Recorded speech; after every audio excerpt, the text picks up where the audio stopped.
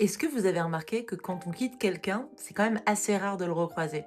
Enfin, on peut le recroiser, mais une fois qu'il est vraiment sorti de ta vie, que tu déménages, que tu flexes loin, c'est quand même assez rare de retomber sur lui, tu vois?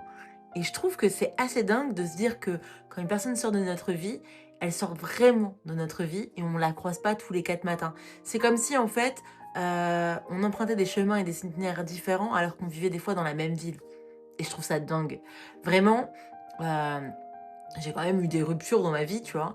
Et c'est vrai qu'à partir du moment où je quittais la personne, c'était quand même assez rare que je tombe sur elle.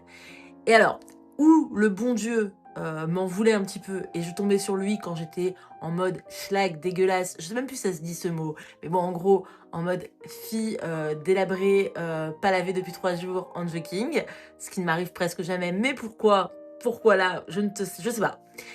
C'était à l'époque où on pouvait encore sortir nos poubelles sans faire 3 kilomètres.